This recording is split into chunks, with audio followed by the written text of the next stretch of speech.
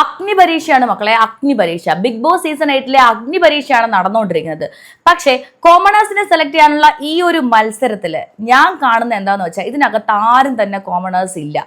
ഒന്നോ രണ്ടോ പേര് നമുക്ക് കാണാൻ കഴിയും. ഒരു ഓട്ടോക്കാരനെയോ ഒരു തെങ്ങ് കയറ്റക്കാരനെയോ ഒരു ടാപ്പിംഗ് തൊഴിലാളിയോ ഒരു കുടുംബശ്രീ പ്രവർത്തകയോ നമുക്കിതിനകത്ത് കാണാൻ കഴിയുന്നില്ല. പിന്നെ എന്താണ് ഇതിനകത്ത് കാണാൻ കഴിയുന്നത് വെച്ചാൽ എഞ്ചിനീയേഴ്സ്, ഡോക്ടേഴ്സ്, പൈലറ്റ്സ്, മോഡൽസ്, മലേഷ്യയിൽ നിന്ന് വന്നവർ, ബാംഗ്ലൂരിൽ നിന്ന് വന്നവർ, ഇന്തോനേഷ്യയിൽ നിന്ന് വന്നവർ, ഇനി എവിടെ നിന്നൊക്കെ വരാൻ പറ്റും അവിടെ നിന്നൊക്കെ ഉള്ള ആൾക്കാരെ കൊണ്ടിട്ടിട്ടുണ്ട്. പിന്നെ മെയിനായിട്ടൊരു കാര്യം എനിക്ക് തോന്നുന്നത്, സെലിബ്രിറ്റി കോട്ടയിൽ കയറാൻ നോക്കി പക്ഷെ പറ്റിയില്ല.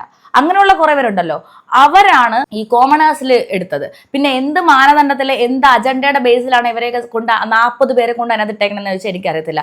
ഓരോരുത്തരും നിങ്ങൾ ഈ പറയുന്ന ഓരോ ആൾക്കാരുടെ ഇൻസ്റ്റാഗ്രാം തന്നെ നോക്കിയാൽ തന്നെ അറിയാം, ഒത്തിരി ഫോളോവേഴ്സ് ഒക്കെ ഉള്ള ഒരുപാട് പേരുണ്ട്. അപ്പൊ ഇവരൊക്കെ ഓൾറെഡി ഇൻസ്റ്റാഗ്രാമിലൂടെയൊക്കെ സെലിബ്രിറ്റീസ് ആണ്.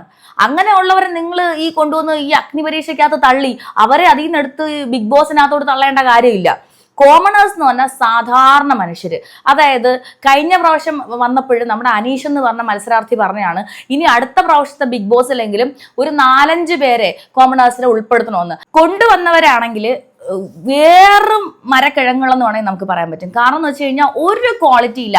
മൈക്ക് പിടിച്ച് കോൺഫിഡന്റ് ആയിട്ട് സംസാരിക്കാൻ പോലും അവരെ കൊണ്ട് പറ്റുന്നില്ല. ഓഡിഷന്റെ വീഡിയോസ് കണ്ടിട്ടാണല്ലോ ഇവർ സെലക്ട് ചെയ്യുന്നത്. പിന്നെ കുറെ പേരെ അവർ 5-5 പേരെ വെച്ചിട്ട് ഓരോ ജ്വല്ലറിക്കാരോ കച്ചവടക്കാരോ അവരൊക്കെ വീഡിയോ ഇൻസ്റ്റാഗ്രാമിൽ വീഡിയോ ഇട്ട് കഴിഞ്ഞാൽ അതിൽ നിന്ന് എടുക്കാമെന്ന് പറഞ്ഞിട്ട് അങ്ങനെ എടുത്തിട്ടുണ്ട്.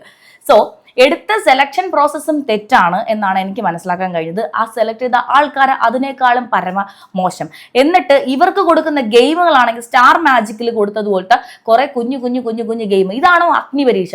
ഇത് നമ്മൾ ഓണത്തിന് കളിക്കുന്ന ഓണക്കളികൾ ഇതിനേക്കാളും അടിപൊളിയായിട്ട് വെള്ളം കൂടി മത്സരം, ബിസ്ക്കറ്റ് കടിയൊക്കെ നമ്മൾ നടത്തും. ഇങ്ങനെയുള്ള സിമ്പിൾ ഒരു 3-4 ഗ്ലാസ് അടുക്കി വെച്ചിട്ട് അതിനകത്ത് ബോൾ ഇടുക. ഏറ്റവും കൂടുതൽ ബോൾ ഇട്ട ആൾക്ക് പെൻഡന്റ്. ഈ പെൻഡന്റ് എന്ന് പറയുന്നത് എന്തൊക്കെയോ വാല്യൂ ഉള്ള പെൻഡന്റ് ആണ്, കുറെ കഴിവുകളും എനർജികളും ഒക്കെ കൊടുക്കുന്ന പെൻഡന്റ് ആണ്. എന്നാൽ അത് തോന്നിയ സമയത്ത് ജഡ്ജസിന് തിരിച്ചു വാങ്ങാൻ പറ്റും. ചിലരൊക്കെ ആണെങ്കിൽ മണ്ടത്തരം കാണിച്ചിട്ട് ആ ഒരു പെൻഡന്റിന്റെ വില കളയുന്ന രീതിയിൽ തിരിച്ച് കൊടുക്കേണ്ടി വന്നു. ജൂറിക്ക് തന്നെ, ജഡ്ജസിന് തന്നെ തിരിച്ചു കൊടുക്കേണ്ടി വന്നു. ആ ഒരു അവസ്ഥയിൽ പോയി. പിന്നെ അനാവശ്യമായ രീതിയിൽ അസ്ഥാനത്തുള്ള സംസാരങ്ങൾ.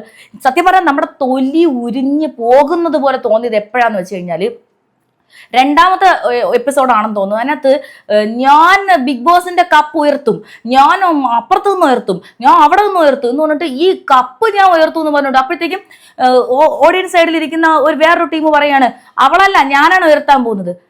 സത്യം പറഞ്ഞാൽ ഞാൻ പറയാൻ ആഗ്രഹിച്ച കാര്യമാണ് അഖിൽ മാരാർ പറഞ്ഞത്. ക്വാളിഫിക്കേഷൻ എന്ന് പറഞ്ഞൊരു സാധനമുണ്ട് എന്ത് മത്സരത്തിന്. ആ ക്വാളിഫിക്കേഷൻ നമ്മൾ അച്ചീവ് ചെയ്യണം. അതിനു വേണ്ടിയാണ് ഇവർ വന്നേക്കണത്. അപ്പം അഗ്നിപരീക്ഷ എന്ന് പറയുന്ന സാധനം കടന്നാലേ അവർക്ക് അതിനകത്ത് ബിഗ് ബോസ് ഹൗസിനകത്ത് എത്തിയിട്ട് നിങ്ങൾ പറഞ്ഞാൽ കുഴപ്പമില്ല. ഈ ഒരാൾ പറഞ്ഞു കഴിഞ്ഞാൽ LKG പിള്ളേർ പറയുന്നത് പോലെ അതേ ഉത്തരം തന്നെ ആ ടീമിലെ 10 എണ്ണം നിർത്തി 10 നിങ്ങൾ ആ വീഡിയോ കണ്ടു നോക്കുക. 10 പേരും ഞാൻ ബിഗ് ബോസ് കപ്പ് ഉയർത്തും, ഞാൻ ബിഗ് ബോസ് കപ്പ് ഉയർത്തും. തൊല്ലി പൊളിയെന്ന് ഒരു സ്റ്റേജിൽ കയറി നിന്ന് മര്യാദയ്ക്ക് വർത്താനം പോലും പറയാറുണ്ടാ. എന്നിട്ട് ഒരാളെ ബ്ലെയിം ചെയ്യുന്നുണ്ട്, ഒരാളുടെ തെറ്റ് കണ്ട്. അതായത് ഫസ്റ്റ് സീസണിൽ ശൈത്യ ചെയ്തതുപോലെ. ശൈത്യ എന്താണ് ചെയ്തത്? ആരും ഇതിന്റെ പ്രോഡക്ട്സ് ഒന്നും ഉപയോഗിക്കരുതെന്ന് പറഞ്ഞപ്പോൾ കൂടെ നിന്ന് ഉപയോഗിച്ചിട്ട് ശൈത്യ ലാലേട്ടനെ കണ്ടപ്പോൾ എന്താണ് പറഞ്ഞത്? ഞാൻ പറഞ്ഞതായിരുന്നു ഉപയോഗിക്കരുതെന്ന്. അപ്പൊ ലാലേട്ടൻ ചോദിച്ചു, എന്നിട്ട് ശൈത്യ ഉപയോഗിച്ചു? അതെ, ഞാനും ഉപയോഗിച്ചു. അപ്പൊ ആ ഒരു വർത്തമാനം പറയാൻ പാടില്ല. ഇവിടെ ഇതുപോലെയാണ്. എല്ലാവരും ഒരുമിച്ച് ഉണ്ടായിരുന്ന സമയത്ത് ഒരു ചോദ്യം ചോദിക്കുകയാണ്, ഈ പറയുന്ന പൂജയെ അകത്ത് കയറ്റാൻ നിങ്ങൾക്ക് താല്പര്യമുണ്ടോ? ആ സമയത്ത് മിണ്ടാതെ നിന്നിട്ട് സ്റ്റേജിനകത്ത് അവളെ കയറ്റി വിട്ടിട്ട് അവൾക്ക് എല്ലാ വാതായനങ്ങളും തുറന്നു കൊടുത്തിട്ട് പിറ്റേ സൈഡിൽ ചെന്നിരുന്ന പഴി പറയുന്നത് ശരിയല്ല. അപ്പൊ പറയണം, പറയേണ്ട കാര്യം അപ്പൊ പറയണം. പക്ഷെ എന്നിരുന്നാലും ഈ സെക്കൻഡ് പൂജ എന്ന് പറഞ്ഞാൽ മെലിഞ്ഞ പെങ്കൊച്ച് ഒരു സ്ഥാനം അവിടെ ഉറപ്പിച്ചിട്ടുണ്ട്. 2-3 ദിവസം കൊണ്ട് പൂജ എന്നൊരു പേര് കേൾക്കുന്നുണ്ടെങ്കിൽ ആ മെലിഞ്ഞ പെങ്കൊച്ചിന്റെ തന്നെയാണ്.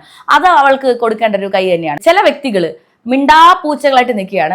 3 ദിവസമായിട്ടും യാതൊരു അനക്കവും ഇല്ലാത്ത ചില വ്യക്തികൾ അവിടെ നിർത്തുകയും, എന്നാൽ ഇച്ചയെങ്കിലും സംസാരിക്കുന്ന ആ ബിജു എന്ന് പറഞ്ഞ ചേട്ടനെ കുറച്ച് നാളും കൂടെ നിൽക്കണം എന്ന്, 2-3 ദിവസം കൂടെ നിൽക്കണം എന്ന്, അങ്ങേരുടെ പ്രവൃത്തി, അങ്ങേരുടെ ക്യാരക്ടർ അതൊക്കെ എങ്ങനെയാണെന്ന് അറിയണമെന്നൊക്കെ ആഗ്രഹം ഉണ്ടായിരുന്നു. പക്ഷെ അവരുടെ ടീം ലീഡർ അബ്രഹാം കാരണമാണെന്ന് തോന്നുന്നു അതിനകത്തുള്ള മെജോറിറ്റി ആൾക്കാരും എലിമിനേറ്റ് ആവാൻ കാരണം. അപ്പൊ ഇത്തരത്തിൽ ഈ ഒരു 3 ദിവസം വന്നപ്പോഴത്തേക്കും ഇങ്ങനെയാണ് ഷോയുടെ പോക്ക്. ഗെയിംസ് ഒക്കെ ഒന്ന് സെറ്റപ്പ് ആക്കുക, ഇവർക്ക് കുറച്ച് ഗ്രൂമിംഗ് ഒക്കെ കൊടുക്കാൻ പറ്റുമെങ്കിൽ ഈ ഒരു കണ്ടസ്റ്റൻസിന് ഗ്രൂമിംഗ് കൊടുക്കുക, സീരിയസ് ആയിട്ട് തന്നെ കാണാൻ പറയുക, ആൾക്കാർക്ക് ഇഷ്ടപ്പെടുന്ന രീതിയിൽ നിൽക്കാൻ പറയുക, സ്വന്തം മനസാക്ഷിയോട് ചോദിച്ചിട്ട് ഞാൻ ഈ പറയുന്ന കാര്യം ശരിയാണോ, ഞാൻ അതിവിടെ പറയാമോ, അല്ലെങ്കിൽ ഞാൻ ഇതിവിടെ പറയാതിരുന്നാൽ എന്തെങ്കിലും പ്രശ്നം ഉണ്ടാവോ, ഇത്തരത്തിലുള്ള കാര്യങ്ങളൊക്കെ ഒന്ന് ആലോചിച്ചിട്ട് ഇവരൊക്കെ പറഞ്ഞാൽ നന്നായിരിക്കും. ഇപ്പൊ നമുക്കാർക്കും ചെന്നൊന്നും പറഞ്ഞു കൊടുക്കാൻ പറ്റത്തില്ല. അവരുടെ മൈൻഡ് വെച്ചിട്ട് അവർ പുറത്താവുന്നതും അവർ നിൽക്കുന്നതും അവരുടെ ഒരു കയ്യിലിരിപ്പ് കൊണ്ട് തന്നെയായിരിക്കും.